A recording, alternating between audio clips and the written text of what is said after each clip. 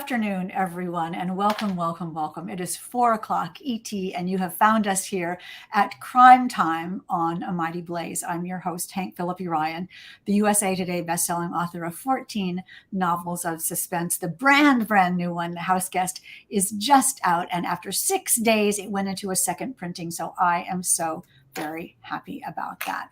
But today, it's not about me. Today, it is about Rachel Koller Croft and her blockbuster new novel, Stone Cold Fox, which you all could not put down. It is hilarious. It is devious. It is gaslighty, manipulative.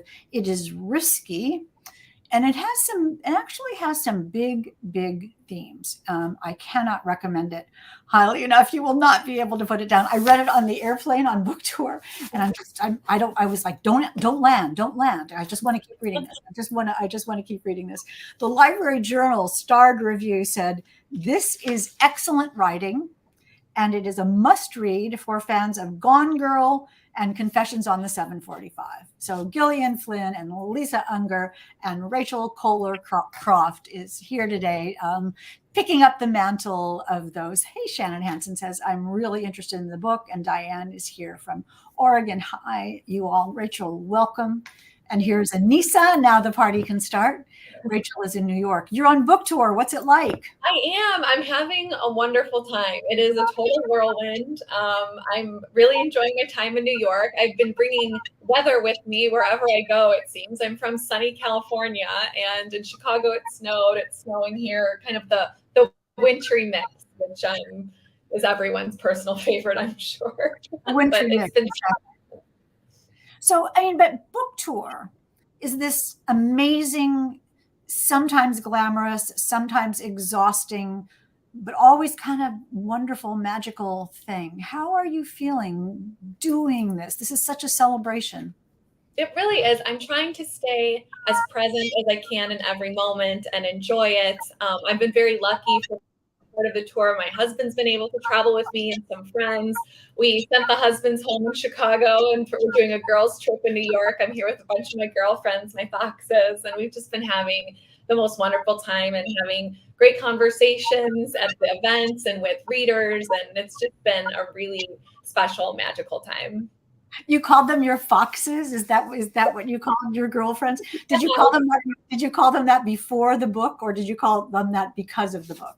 Because of the book. Well, I when I came time to write the dedication, I knew I wanted to dedicate it to my 3 best girlfriends. And so when I was thinking about how I wanted to indicate that, I just said, you know what, for my favorite foxes, because that's what they are to me. That is so great. And it's interesting. Catherine Holm is saying, I love the cover. Was the color palette the same from the start, or did that evolve? I agree. It's so elegant. It's very Grace Kelly, right? But on the other hand, lethal. So talk a little bit about that. Yes, when I saw the cover for the first time, I screamed. I thought it looked like the cover of Vogue, just like super sophisticated, tells you what the book is. I'm always telling people now, by all means, please judge my book by its cover because I love it so much. And, I was prepared I just heard from authors that, were kind of lukewarm on their covers, and it's sort of, you get some input, but maybe not as much as you'd like. And I was very lucky that my editor asked me to send over recent book covers I have liked, movie stills, just kind of making like a Pinterest board, I suppose, for what my wish cover would be. And about a month later, I got sent 3 mock-ups, and this was the first one, and just by far and away the number one choice. I mean, it was so arresting and chic, and I really was struck by the chartreuse. Like, it was just nothing I had imagined. Like, it was beyond my wildest dreams, truly. I love it. I just dropped it and ruined my whole screen. Fine. Her nail polish is so elegant, and that icy beige taupey elegant cover is absolutely irresistible. And this book is just selling like crazy. So many people are here today. Alicia is here, and Diane, and Renee, and Sherry, and Darlene, and Anissa. This is wonderful that everyone is coming to celebrate this book with you. And we'll take your questions near the end of the show. And also, Rachel and her publisher are giving away a copy, of course, of Stone Cold Fox. So if you leave a question or a comment, or just say, hooray, I can't wait to read this book, you will be entered to to win a copy of Stone Cold Fox. Let me quickly welcome you again and tell you, if you are new to A Mighty Blaze, you have picked a perfect day to come. I cannot begin to tell you. If you are a veteran, like so many people are, you should know that A Mighty Blaze was started at the beginning of the pandemic, almost 3 years ago, by the fabulous powerhouse team of Jenna Blum and Caroline Levitt to keep us talking about books and keep us reading and keep us talking to our favorite authors and maybe finding a new favorite author or book. And that is what we are doing here today. So let me quickly tell you about Rachel Koller Croft, who is a novelist and WGA Award-nominated screenwriter in Los Angeles, where she has scripted projects for Blumhouse, Sony Pictures Entertainment, and Comedy Central, among others. I bet you have stories. She lives by the beach with her husband, Charles, and their rescue pit bull, Juniper. So I want to talk to you about power and motherhood and greed and class and competition, all those kinds of things, and style and all those themes. But first, if people have not heard about Stone Cold Fox, talk a little bit about what this book is about. Sure. Stone Cold Fox is about Bee, a very ambitious and beautiful young woman who I would say is the semi-reformed daughter of a con artist. You know, she wants to kind of hang up her devious hat for good, and she sees a path forward to that by marriage into the 1%. So when she happens upon this fellow Colin Case, who is in the type of family like a Kennedy or the Johnson family, you know, really old blue-blooded East Coast money, she, you know, kind of sets her intent there. And she's a total bombshell. So she's not super worried about getting the ring from him. But by virtue of where he comes from, she knows there's going to be a challenge in getting the approval from his family and inner circle, namely his childhood best friend, Gail Wallace Lester, who will stop at nothing to keep Bee out of their luxurious blue-blooded fold. I mean, it's interesting because you think about Bee, and she's got such an attitude, and she is incredibly self-confident, and you could kind of not like her, but then you really do, because she is a good person, and she understands what her background is. And she's not your typical gold digger person at all. Talk a little bit about the sort of tightrope that you have to walk with a character like Bee. Sure. Well, I am drawn to characters like Bee, and I guess for ease of what we're saying here, a villain, right? And I like characters like that because they tend to really swing for the fences. They put their foot on the gas, and they're active, and they're making decisions. And I wanted to spend time with a character like that in a thriller.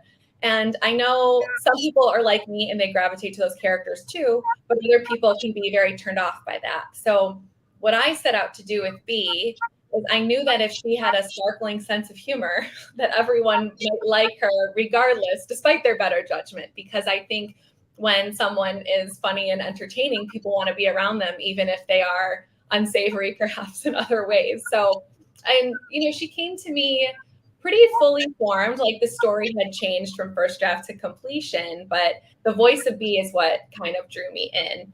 And when I say the next thing, what I mean is like her ambition and sense of humor was largely pulled from my relationship with my three best girlfriends and myself, and sort of the things we say and talk to each other about. But then, you know, to heighten the stakes and what we're working with, I kind of leaned into, you know, a toxic mother-daughter relationship and how that would affect a woman like Bee, because I think there are some things about her, if she was raised in a totally different environment, I just think Bee could be anything she wants to be, but because of how she was raised, her goal is to basically become this trophy wife so she can finally rest and relax. Because for her, it's not really about the stuff.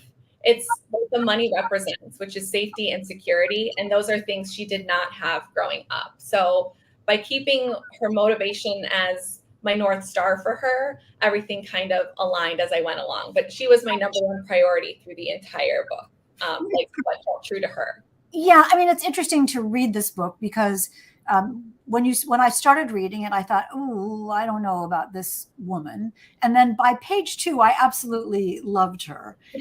And then you begin to understand her. And she's so smart and she's so funny. And really, what's wrong with wanting a kind of security and safety that you never had? She's wise enough to know that she has, and for want of a better word, a product herself. And she's fun and she's gorgeous and she'd be a good wife. And so why not? I mean, the idea, what you did, then I'll stop talking. What you did, one of the things that's just so brilliant is that she may be not a perfect person, but her adversaries are worse. And you're right, and you're totally on her side because everybody else is so unnecessarily nasty and awful. So you've set up this great conflict, and we're on her side 100%. I'm like, go be you. Talk a little bit about the class system and breaking into society, and the rules that are made in these worlds. Yes, I mean, the character of Gail is not inspired by any one person, but I would say a combination of scenarios I've been in to be made to feel less than because I come from a regular Midwestern working class family. And, I've been at this career now for a while. I live in Los Angeles. I've rubbed shoulders with people that come from a lot of money. And I have had a relationship in the past with somebody whose mother was not very nice to me as a result of where I came from. So those were all sort of the seeds. Um, but I think we all have a fascination with the 1%. It's sort of a push pull, at least it is for me. I find a lot of it, something to aspire to, but it's also somewhat repulsive. And that's kind of what I wanted to explore through the character of B. And because I think we all kind of possess some sort of fascination, whether it's in a positive or negative light, with that world. And just as someone who I'm almost a lifelong subscriber of Town and Country, I am always paying attention to what's going on. I like fashion and all of those things. I just thought when I came up with the character B, it would be really cool to put her in that world. And then I could really push into some of these themes because I think the book, you can totally read it as a fun popcorn thriller if that's like what you're in the mood for. But I also purposely wanted to write things that people could really engage in and dig into. And power and class being two of them, mother-daughter relationships being another, the place of a woman in society and the commodification of a woman's body, just all of those things. I feel like you can go as deep as you want to in the story or not. And that was exciting to me. Yes, I completely agree with all those themes. Pamela Fry Priest is saying the 1% is fascinating. So let's talk about that. I mean, you're Rachel. B, you're both smart. You're both smart. B is smart, and she's studied, and she knows what she's doing, and she knows how things work. But there is a class of people that have a certain way of life, a certain rule, and a certain insular society that is very difficult to break into. And B knows this is what she's up against. And she's smart enough to figure out how to do it, but she's also smart enough to know the battles she's about to face. Mm-hmm. Talk a little bit about that. And it's almost heartbreaking to see what happens. Yes. I mean, with B, for her whole life, she's very observant and paying attention and looking over her shoulder and figuring out how am I going to fit in any given situation I'm into. So with her childhood with her mother, it's almost as if she's been training her whole life for this moment. So, and she knows it's a big get, like she knows it's going to be hard. But if she pays attention to how people are interacting, what they're saying to her, what they're not saying, but what they might be saying to each other about her, she's just always, B can't relax. She doesn't know how.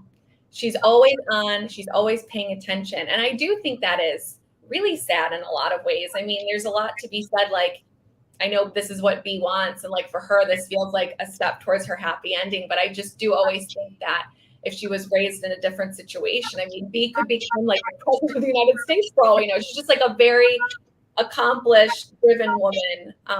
And that's just something I wanted to stay true to her character. But I do think a lot of it is just her ability to read people, read the room, read the situation, and react appropriately, even if something completely different is going on in her mind.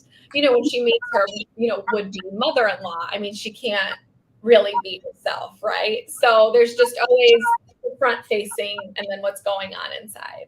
And we get to you really mine that we see what she does on the outside, but we get to understand how she feels on the inside. I mean, it's interesting because you were saying her mother was a con artist, and B learned how to be flexible and malleable and be who she was meant to be and do what she was supposed to do and do it really well. And she's realized that she has a product and it's her. Yes. And she knows how to sell it. I mean, that's her life's vocation, basically. And that's something that she's been her whole life. But I think where she finds empowerment is she's the one calling the shots now, not her mother. So it's very much, I think she's proud of herself and what she does. And, the whole story, she's trying to think about, okay, what would mother do? And how can I do something else, but still succeed in the same way in a lot of ways? Yes. And I love that, though, that she's haunted by what her mother would do and how her mother behaved and what her mother taught her, for better or for worse. This mother-daughter relationship, and there is another mother-daughter relationship with her husband-to-be and his mom, and how they deal with each other and the power that they wield. Let's talk about that and why that was important in this story, because it does reveal Bee's motivations. Yes. So when I wrote the first draft of this novel, the character of Mother was not super in the forefront. And I showed it to my agent and she says, you realize you wrote a novel about a complicated mother-daughter relationship. And I was like, oh gosh, I guess I did.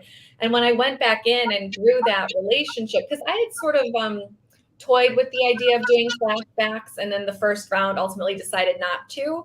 But I think by adding them in the completed version, it just added a richness to everything Bee is thinking about and going for, because for her, almost everything relates back to what happened with her mother. And so it just made the plot richer. It made the characterization of Bee richer. And I think, I hope no one relates to their relationship 100%, but I think people, and I have a great relationship with my mother, but mother-daughter relationships are just inherently complex. Yes. So I purposely picked these moments at pivotal moments or pivotal ages to see, maybe the reader would be like, oh gosh, I remember when my mom said something to me when I was 11 about my weight or something like that. Like, I think there are things there that are very relatable to Bee in those moments. And that was important to me. No, it's incredibly relatable. I remember, as you say, I remember my mother used to say to me, I'm not criticizing, I'm just observing. Oh, great. And I hear that now. I really miss her. And I do know that some of the things I do or some of the things I think are right out of her mouth and right into my head. And I think that really we can all understand, for better or for worse, how that works. But also with her boyfriend and his mother, how the power structure works in that. How did you talk a little bit about that as well? Yes. I grew to love them more as characters as they became independent from the people that inspired their characters.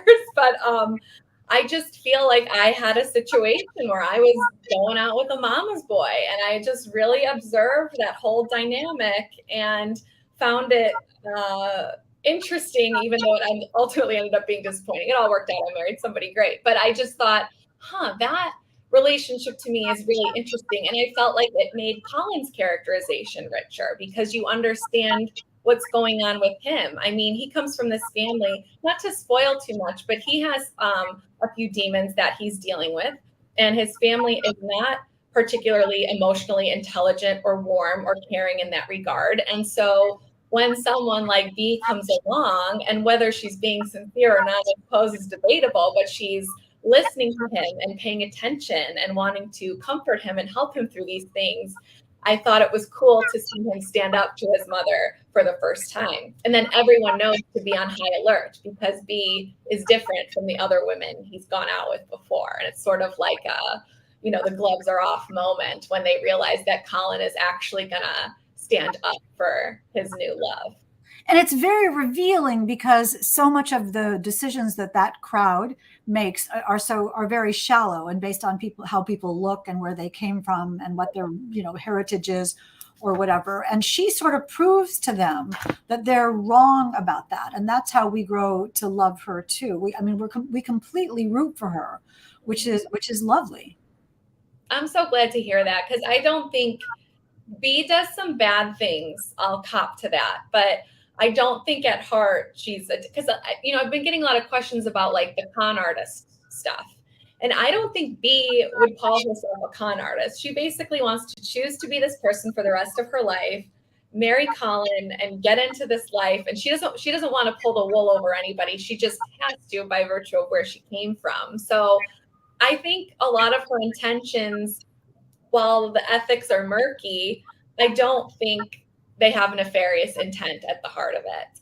And one of the characters I explored some of these good sides through, in addition to Colin, she meets someone that's Colin's assistant. Her name is Syl.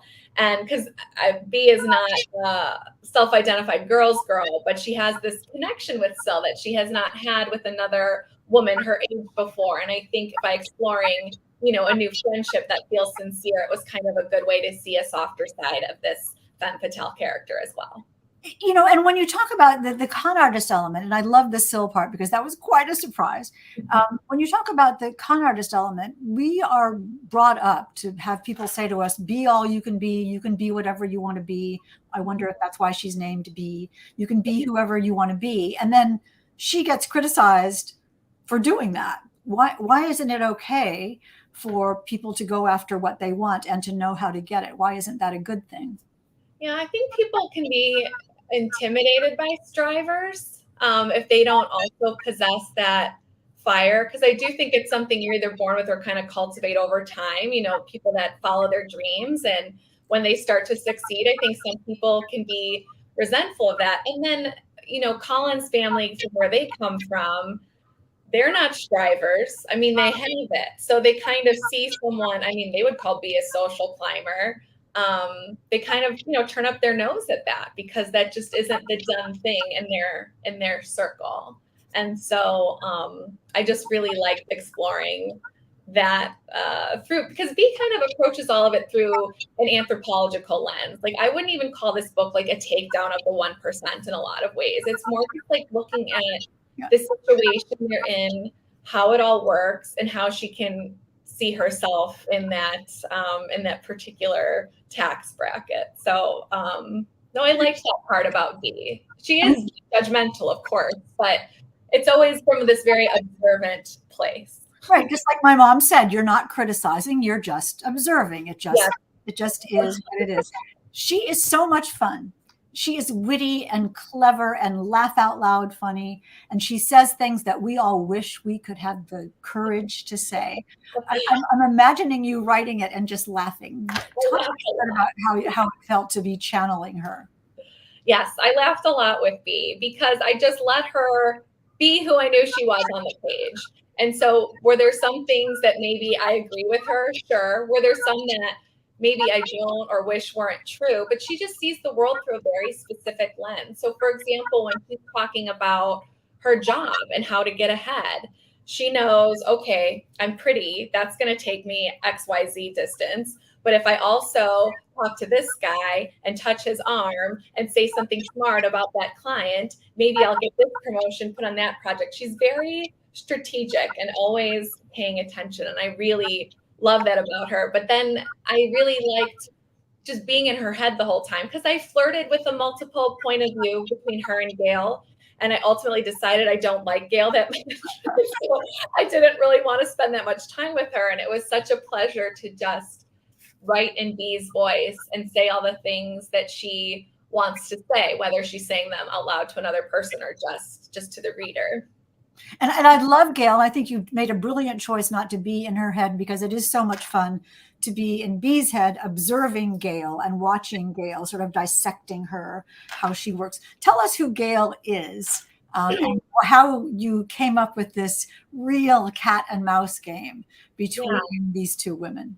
You know what I love about Gail and Bee is that they initially completely underestimate the other one. And though they're very different, they share a lot the same. I mean, they're both brilliant and smart and keeping, they're one step ahead of the other one. And that's what made it so much fun to write them, because no one in this book, except maybe Ren Daly, but no one in this book is a dingbat, right? Everyone is like agency. They're going for what they want. They're working through something. They're figuring out how to manipulate to get what they want. And I really loved, as much as Gail irritated me, and I wanted to make her very easy to hate, she is a three-dimensional character, and there's a case to be made. You could read this story through her perspective and Right. totally get why she's upset. She knows this woman isn't who she says she is. She's loved this man for her whole life, and she's trying to protect him. I mean, when you look at it objectively, you can kind of see her side. So I like kind of playing with those murky boundaries and just making sure everyone is smart and making the right decision for them, because it just adds to the plot. Like, I feel like it's a very character driven novel, but because they're all making these big choices, it just makes everything so juicy, and the plot kind of came together just by serving my characters in the way that felt so natural. I mean, everyone wants something in a good book. We're talking about Stone Cold Fox, this blockbuster debut novel by Rachel Koller Croft, which is just out now and just killing it in the charts. And everybody is reading this. And that's what makes this, what you were talking about, makes this really fun to read, is that we're dealing with smart people who want something and will really stop at nothing to get it, and who use the powers that they have. One of the wonderful things, another wonderful thing about this book, and I can see that you spent your life reading Town and Country or doing a lot of fun research, is the settings are amazing. The furniture and the decor and the places, the homes are beautiful. Talk a little bit about where that came from and how much fun that was to write.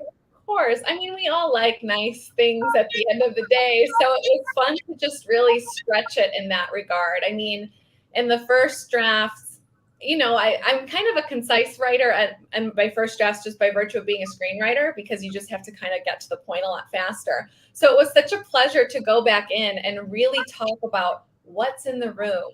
What are they wearing?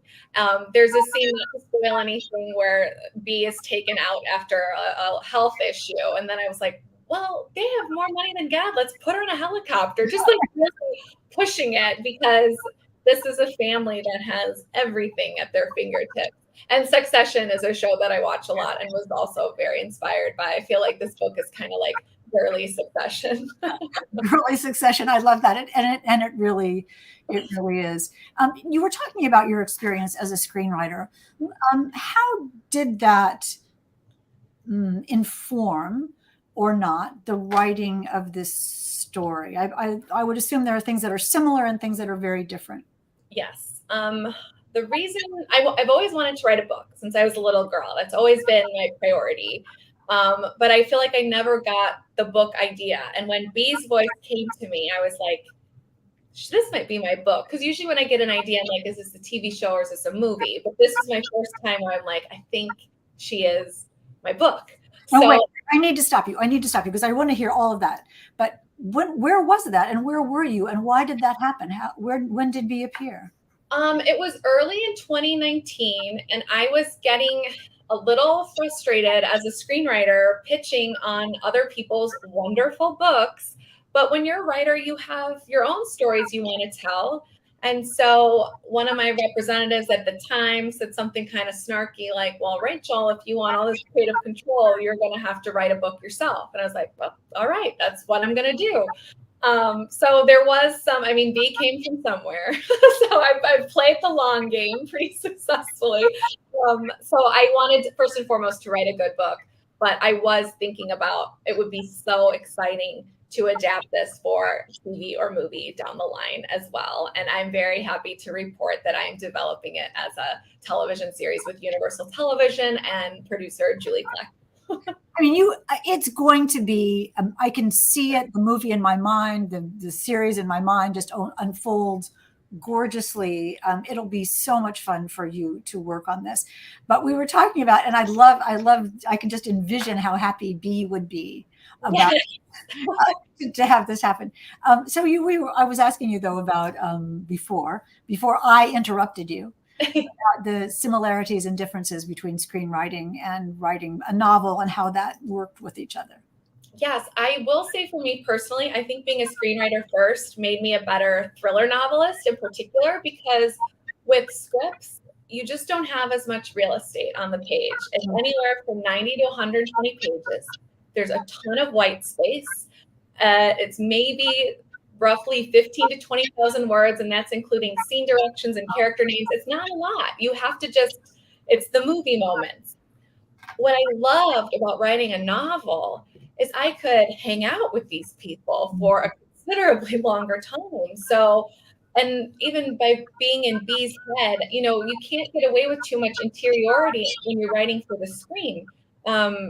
You can get away with maybe a little voiceover here and there, but it's just a completely different medium. So it was such a blessing to just be B as I was writing and getting to make her little jokes and little asides, while also taking the time to describe what they're listening to, what the rooms look like, and just really dig into the world in a way that I'm driving all the creative. Because at the end of the day, a script is just one piece of the final product, which is a movie or a television show. And so many people work on it, and it's like one part of 100 parts, and it's not the final product. People aren't reading the script generally for enjoyment. I mean, you get the producer reading it, the actors will read it. But with a book, it's like, it's just been so exciting to hear from readers that are reading my work and engaging with it and enjoying it. And I love both very much, but I am just so enamored with novel writing. And I feel so lucky that I've gotten to join this world as well, because it's just so much fun. People are certainly welcoming you with open arms, and much joy and adulation. And I hope you'll look at the comments, because people are saying sounds perfect for TV. Congratulations, says Shannon Hansen. Darlene says, now we all have to definitely read this novel, of course. Indeed, absolutely so. You can get this book by two ways. One is by winning the giveaway that we're having today, that Rachel is having today. But if you don't win the giveaway, you can run to your nearest bookstore, online or in real life, and get your copy of Stone Cold Fox. I'm sure there must be some left, even though absolutely everyone is reading this. The other thing, though, that you learn from screenwriting, I'm sure, is about storytelling. I mean, this is fun, and we've been talking about B, and we've been talking about Gail and the 1% and how fun it is. But there is a serious story here with a beginning, middle, and an end that you just can't wait to find out what happens. How important is that storyline to you?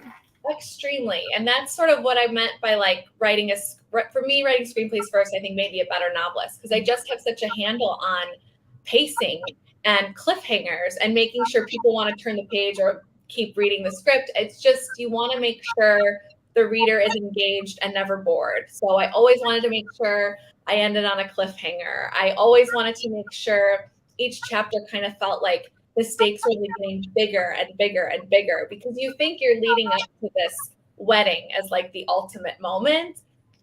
And I don't, again, not spoil anything, but there's a lot that goes on. And so I just always wanted to make sure, I kind of liken my creative work to hosting a party, which is something I also take very seriously. I want people to come, have a wonderful time. I want them to laugh. I want them to meet people they may not have otherwise met, think about something in a way maybe they've never otherwise thought about. And by the time it's over, they can't wait for the next one. So by keeping that my priority, I wanted to make sure I was delivering a fun read. And it's fun to feel unsettled while you're reading, and it's unpredictable and not knowing where you're going. And so for me, the story was a big part of the piece of keeping the reader engaged, because I wrote the book I would like to read, because I like books like that where I feel like, oh my God, what the hell is she doing?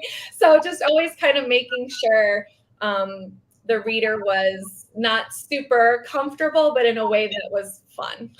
You know what the word for that is? It's entertaining. It's just completely entertaining. The whole book is marvelously entertaining, Stone Cold Fox. But also at the end, you kind of look at the world a different way. You kind of realize that maybe we're judgmental, or maybe we're making decisions about things not based on knowing quite everything about it. So it was a revealing book as well. Did you feel that when you were finished?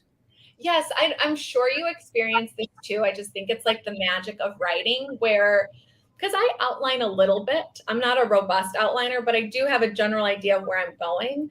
But sometimes when you're writing and in flow, you go in a direction you didn't anticipate, or a character appears that you didn't plan for. And those are the things to me that are so exciting because often when I go back and read the full thing, I see that I've like planted stuff I didn't even necessarily intend to.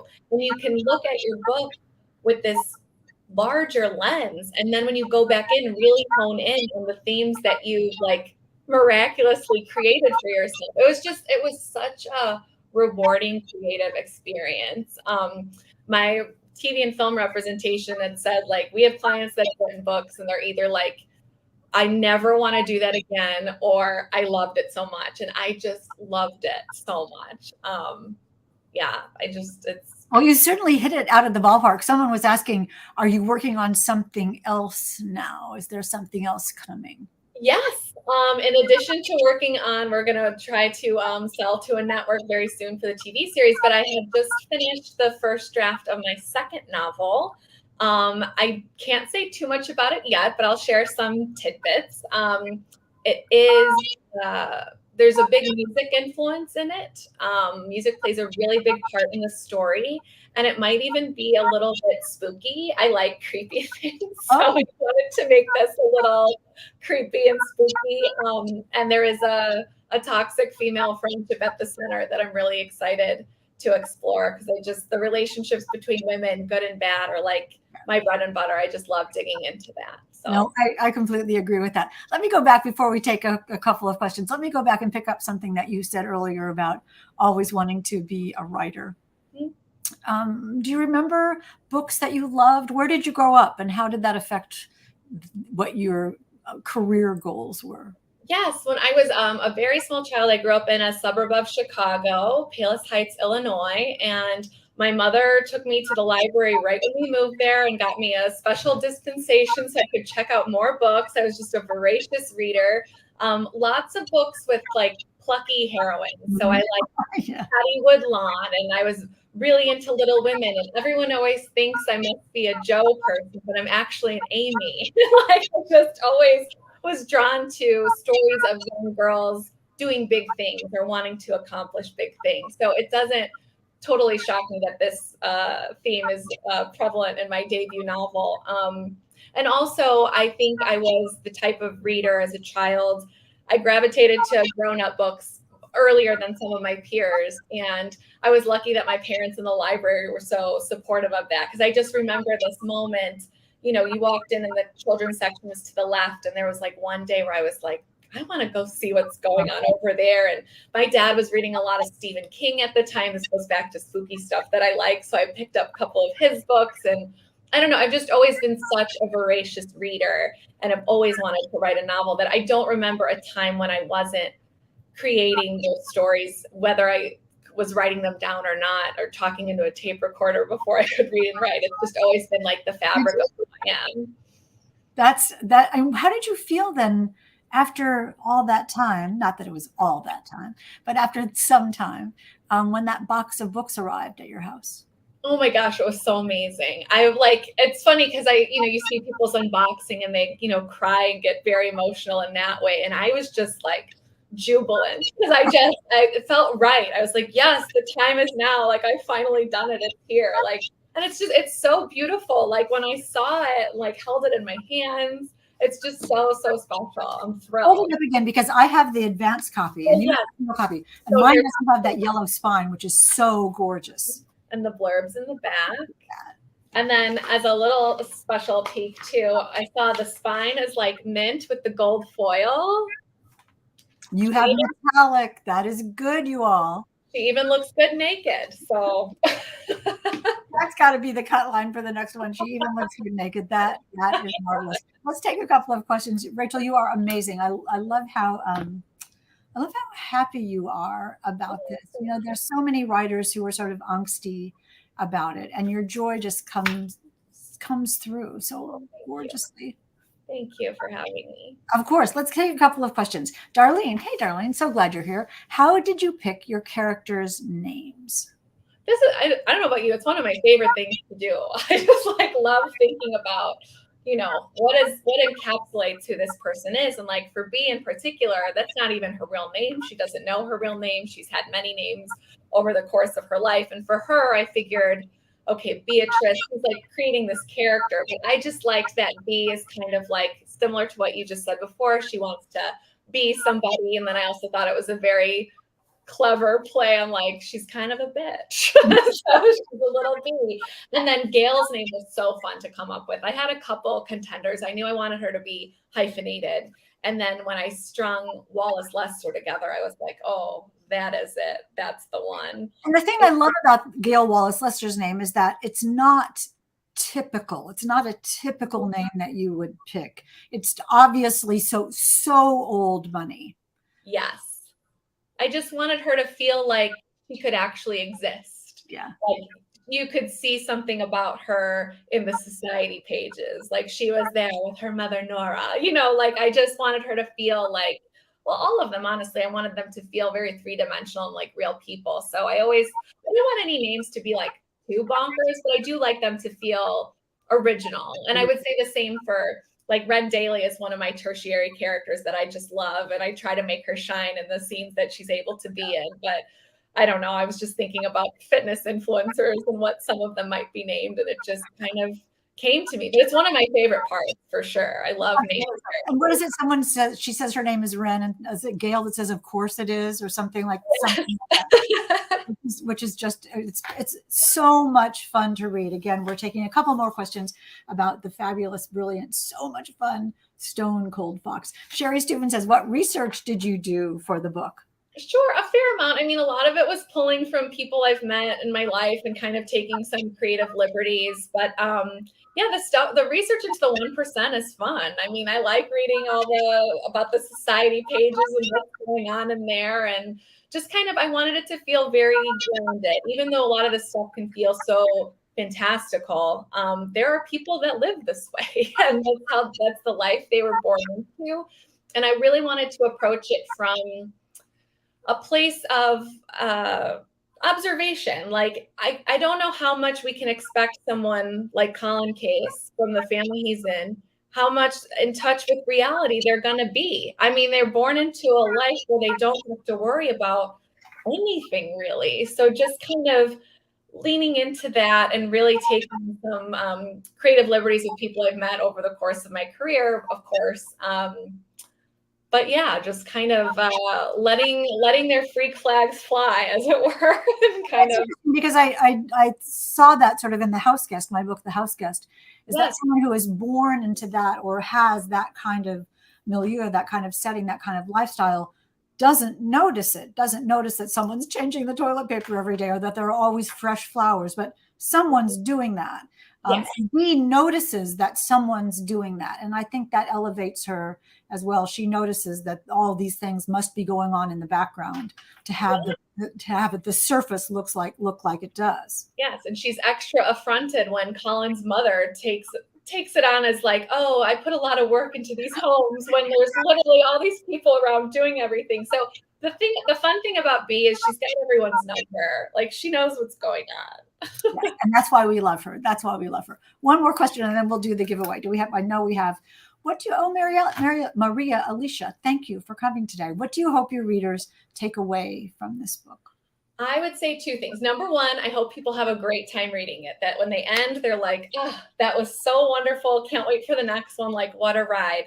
But I also hope people relate to B in a way that, like, I don't want ambition to be a dirty word. And I hope people take away a little bit of like a guru space from me in some regards, where like, oh, maybe I don't want to do exactly what she's done, but I think there's something cool about a woman going after what she wants and reaching for the stars, whatever those stars are to each reader.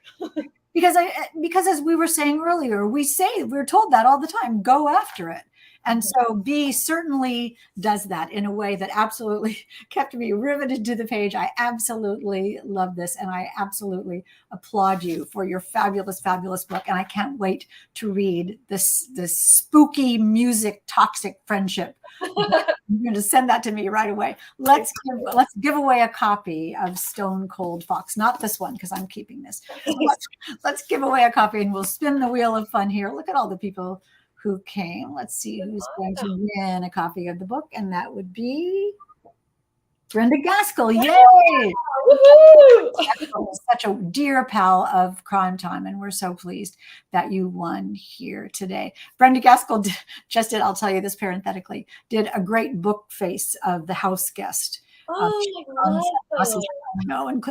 hat, and amazing.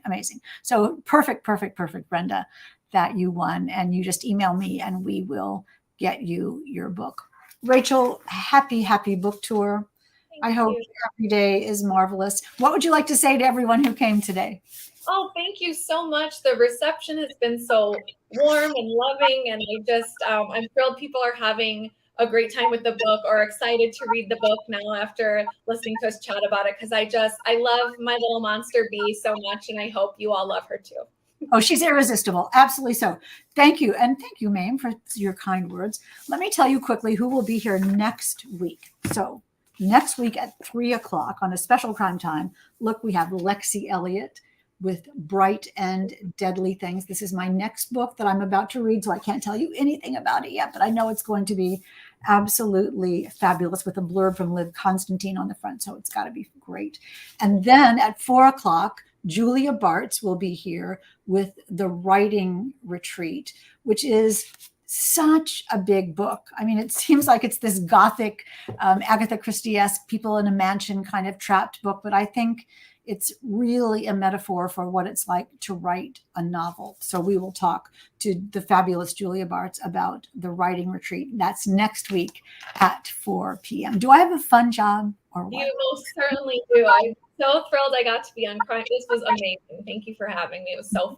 My complete pleasure. You are absolutely marvelous. And I just, I love your book, and I know everyone else will as Thank well. you. Thanks everyone for coming. Thank you, Rachel. And safe travels to you, and safe travels to you all. And remember, until next time, it is always safe inside a book. And we'll see you next time. Thank you.